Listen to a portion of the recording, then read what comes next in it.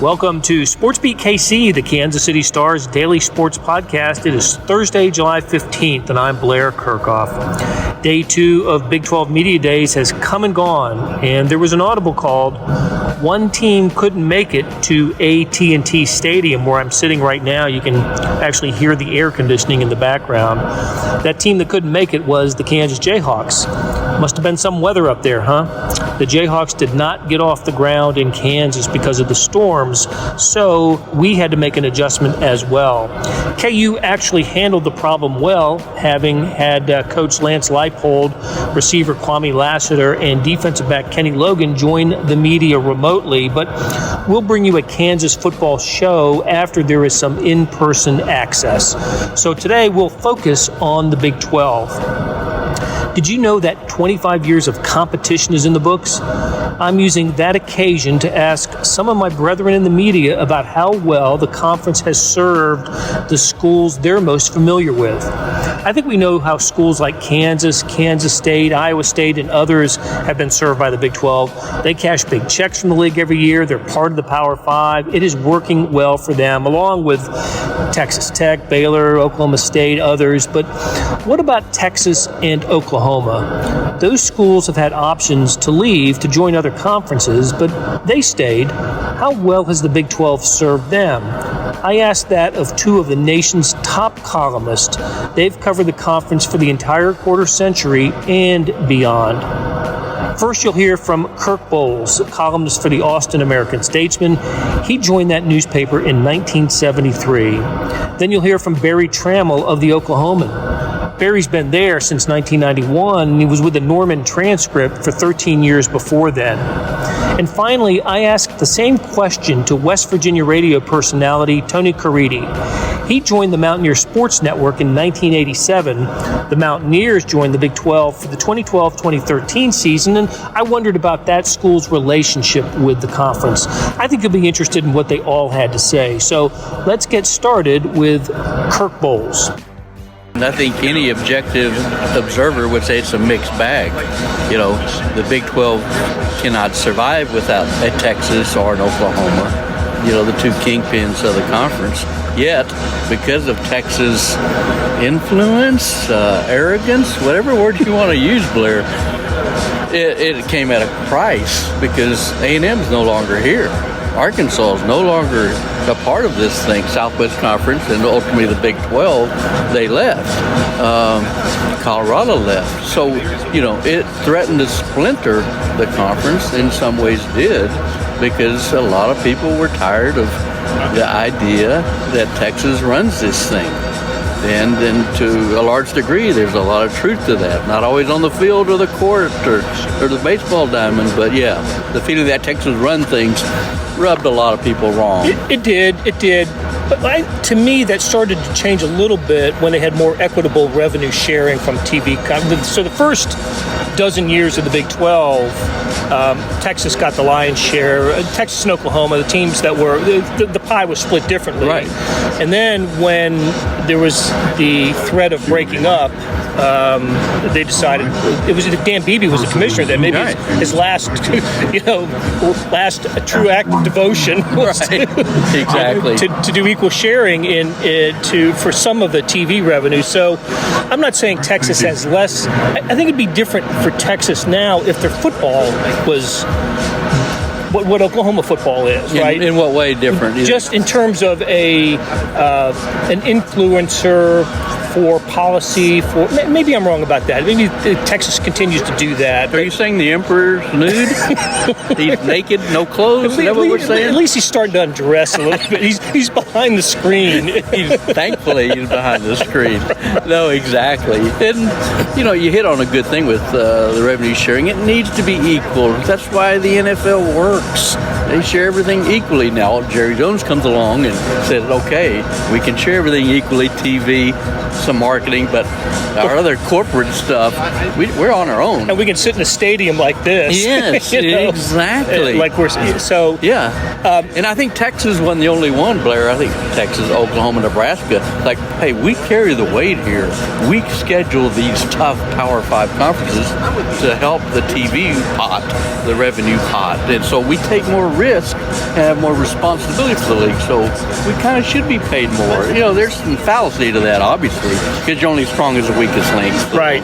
So on. Well, I always wondered why it seemed, anyway, especially in the first 10, 12 years of the Big 12, why the Big 12 with Texas and Oklahoma felt different than the SEC, or any other conference.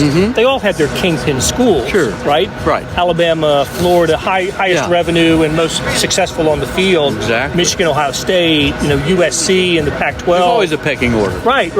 But there just didn't seem to be in those conferences. There was more of an all for one and one for all spirit in those leagues than there was in the Big 12. It was a fraternity. We're all in this together. Well, are you? And then the thing we haven't talked about is how divisive the Longhorn Network was.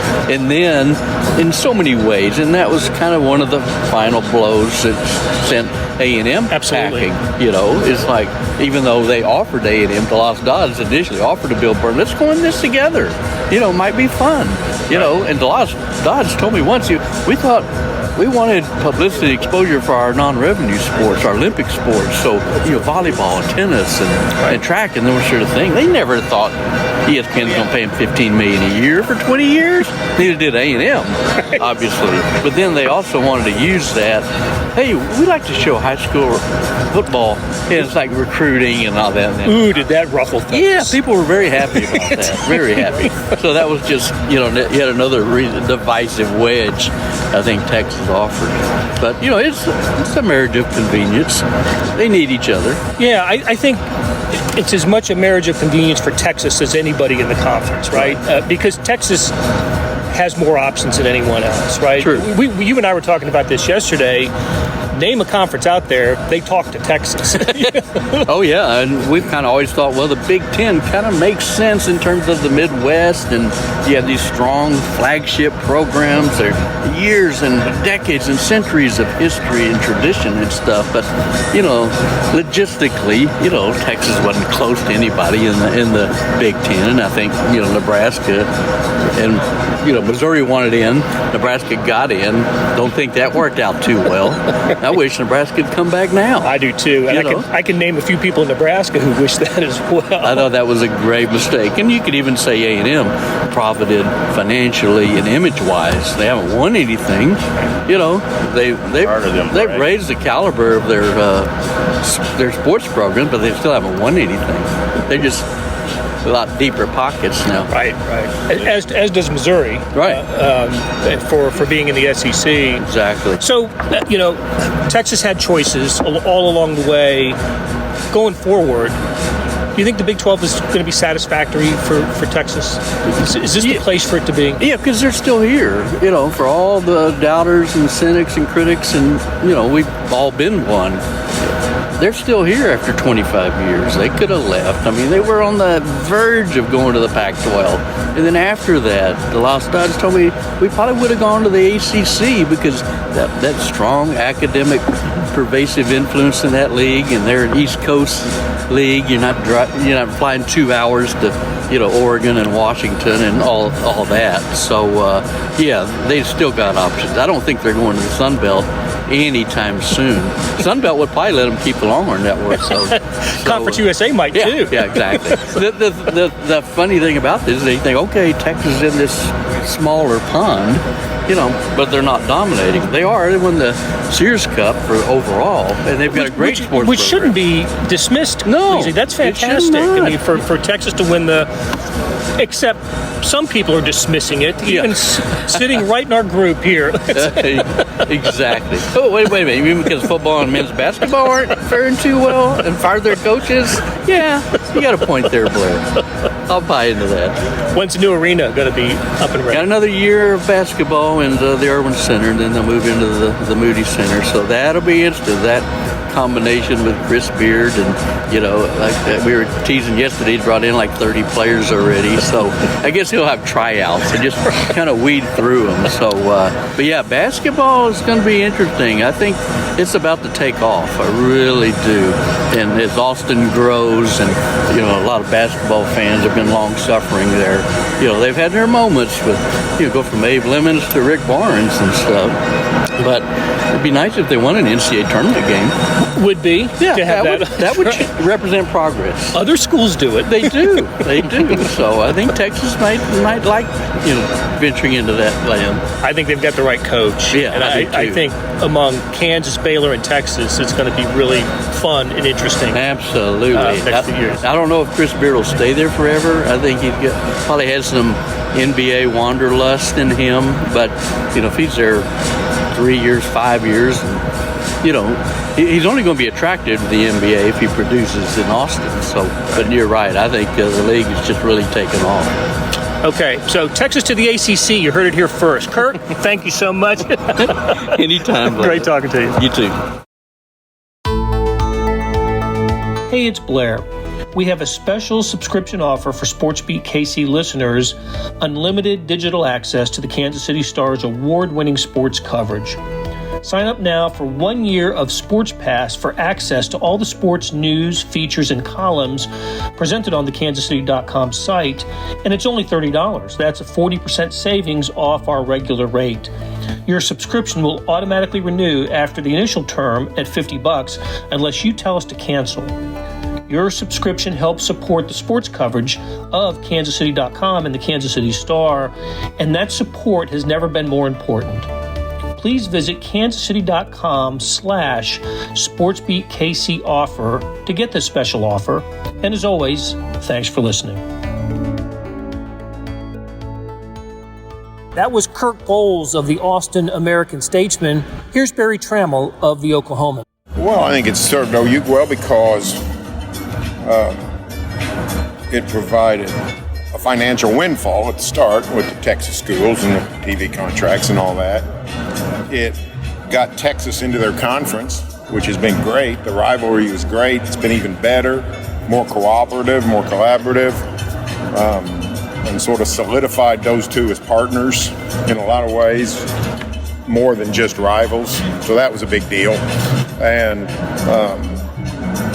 then fairly soon after, we saw all the changes in the ACC expanding, and then of course the breakup, eventually the Big 12, but it really brought stability to this part of the country, and Oklahoma was in the middle of that and sort of had a lot of options to go places and really didn't want to go anywhere, and stability came to them. So that's been great, and their athletic department's just soared since then. The women's program's fabulous. Basketball stayed not consistently great, but competitive, and every once in a while great. They've gone to 2 Final Fours in the Big 12 era, and then the football, of course, everybody knows about. So it's just really, they don't really have any complaints, and it's opened up recruiting doors even more. Now, in football these days, they're recruiting coast to coast, and it's not as big a deal. But for a long time, 60 years, Texas was their bread and butter, and all of a sudden they're in a league with 4 Texas schools and playing 2 or 3 games a year south of the Red River, and so that's even better. And media has changed, but when the league formed, the Dallas market was a huge thing media-wise, and OU became as big a brand as Texas or A&M down here. So just worked for them in every single possible way, really. And Oklahoma was a school that had options, unlike others in the Big 12. I mean, real options, right? I mean, we remember the Pac-12 flyovers, stops in other places, but I always think that Oklahoma wanted to stay here. They didn't want to. They would have gone if the Big 12 had disintegrated, but Oklahoma wanted a conference in this part of the country. So certainly for Oklahoma State, it's obviously worked out great, but Oklahoma is where it wants to be, don't you think? Yeah, and more than that is true, even more so, they're with who they want to be with. They wanted to be in a league with OSU. They wanted to be in a league with Texas. They were in a league forever without Texas, and then they spent 15 years at the time, now 25 years in a league with Texas. They like being in a league with Texas. And they like having Baylor close by and Lubbock close by, and the same thing they sort of had with KU, K-State. That's sort of a cool thing. It works on a lot of different ways, and the idea that they would go somewhere else You go to the West, the cultures are all different. Everybody always talks about the time zones. The cultures are far more different than the time zones. Go to the SEC, culture's a lot alike maybe, but it's also sort of a pirate ship, and you're not anybody's friend. So that was going to be a scary thing.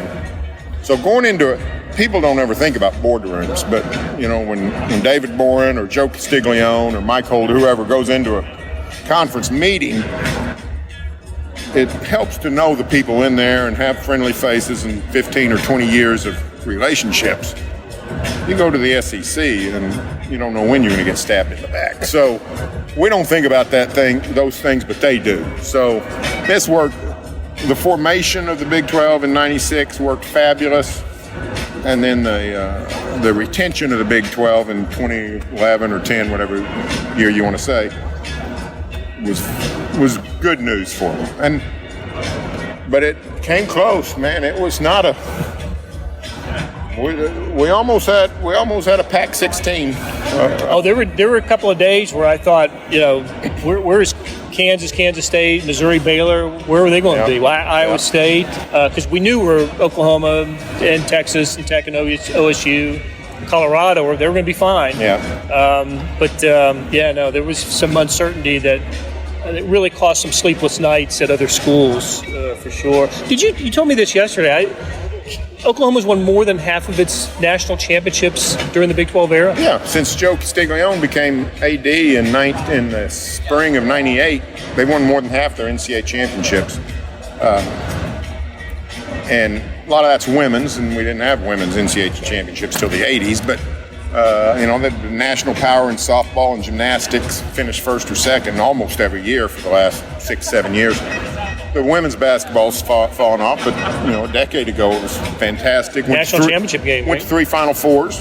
So, and then the men's gymnastics been great, and the golf team has become a national power, won a title, and been in another championship round. So, the athletic department's better than it's ever been. Now, football still great. Now, hadn't won the whole thing, which matters more than all the rest of it combined, but it's still great. I mean, it's a fabulous product, and the basketball, like I said, is strong.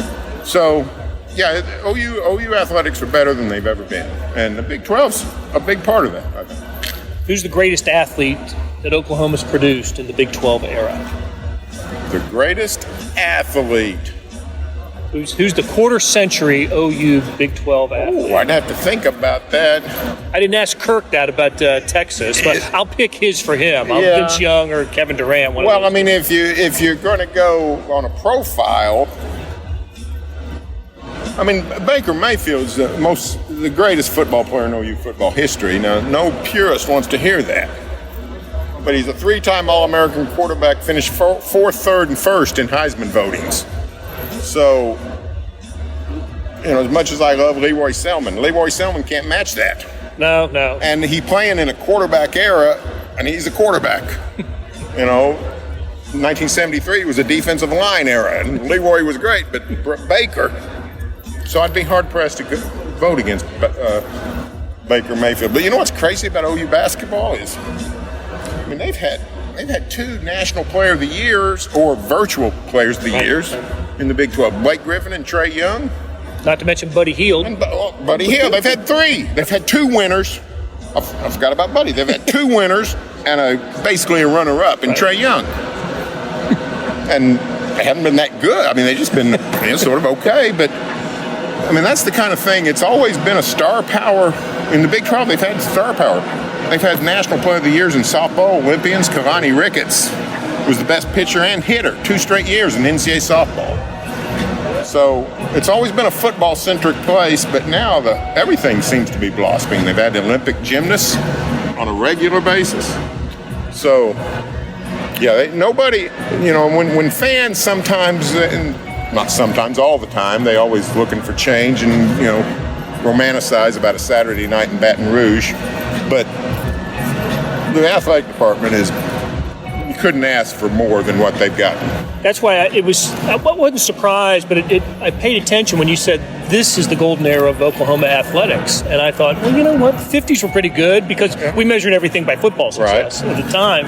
Yeah. But you're right. I mean, you make that's a strong case for this being, it's never been better. Right. Collectively. Yeah, and you know what? And OU won a baseball the NCAA baseball title in 51. See, I think in 1950-51 school year, they won, I think, 3 NCAA titles. And they might have only had like 5 sports or 6. They won baseball, wrestling, and football. And if I'm off on that, it's because wrestling won the year after. Okay. But it's in that early 50s. It's a dirt clod of success. But, baseball was sort of a shadowy sport. Everybody just sort of showed up and they had a tournament. And, wrestling was, I think 6, 8, maybe 8 weights, and it's not what it is today. But not putting it down, it's great.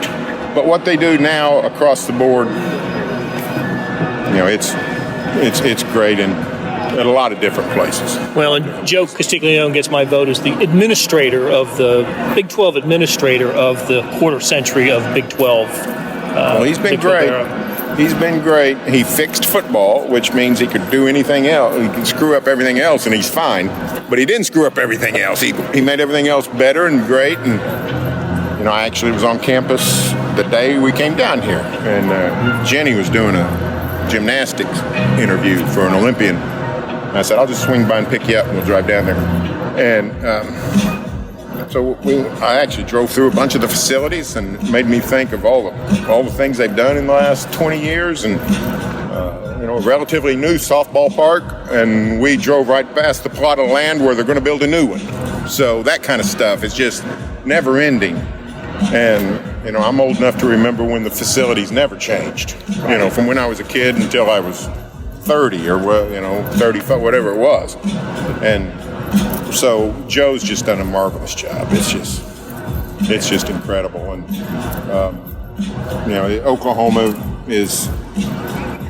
Oklahoma football was always a national brand, but it's sort of become just a national athletic brand, I would say now. I agree with that. That's the best way to say it. I agree with that. All right, Barry, thanks a lot. You bet. That was Barry Tramel of the Oklahoman. Here's Tony Caridi, West Virginia's terrific play-by-play man for football and men's basketball. How well has the Big 12 served West Virginia? In a word, fantastically. It's a breath of fresh air. I've been involved with West Virginia football since 1984. When I began, West Virginia was an Eastern independent, and then it became a member of the Big East Conference. The Big 12 Conference has been glorious for West Virginia for several different reasons. Firstly, it has put West Virginia for the first time in school history in a league with other institutions that are like-minded in their mission. West Virginia fans are like Kansas State fans. They're like Oklahoma State fans. They're like Oklahoma fans. And academically, land-grant institutions. So for the most part, that's the first time that's happened. The fact that we're in a conference in which you play all 9 other schools every year in football and the round robin in basketball is something that we did not have in the past. In that regard, great. Secondly, financially, in West Virginia's final year in the Big East Conference, the revenue share from the league was approximately $10 million. And now you're sitting here and you're looking at upwards of high 30s to the 40s now. And so it has done a complete about-face financially where you are. The one downside is the geography. And that really hits our fan base in the sense that they can no longer travel to the game. So the only bad is that fans don't feel that they can travel as much. They pick one game a year normally in football to go out to. In basketball, oftentimes it's mostly alums from the area. But other than that, this has been great. That'll do it for today. Thanks to our SportsBeat KC production staff of Derek Donovan, Beth Welsh, Monty Davis, Jeff Rosen, Chris Fickett, and Savannah Smith. And a really big thank you to my buddies down here in Dallas, Kirk Bohls of the Austin American-Statesman, Barry Tramel of the Oklahoman, and Tony Caridi of the Mountaineers Sports Network. Hey, we got another deal for you. You can subscribe to Sports Pass for 99 cents a month. That is right, 99 pennies a month. Sports Pass is the online version of the Star Sports section. You get all the stories that appear in the print editions of the Star, plus additional stories that appear on the website only. And of course, they appear first on kansascity.com. After 3 months, it auto-renews at $5.99 a month unless you cancel. And it's a great time to subscribe. Read about what's going on with the Chiefs, Royals, the colleges, our soccer teams, much more. How do you get it? You go to kansascity.com/sportspass2020. That is kansascity.com/sportspass2020. You want more than just sports coverage? Check out the entire Kansas City Star product. Sports, news, features, commentary, and analysis, the whole thing. You get all the stories written by my talented colleagues, plus additional national news, sports, and business coverage with the e-edition. The details for all of these deals can be found at account.kansascity.com/subscribe. And if you're having trouble hunting down any of those offers, you send me an email, bkirkhoff@kcstar.com, and I'll get you to the right place. So whether it's the Sports Pass or the full subscription, you're getting and supporting the best sports and news coverage in Kansas City and helping us produce programs like SportsBeat KC. Thanks for listening, and we'll be back on Friday with another episode.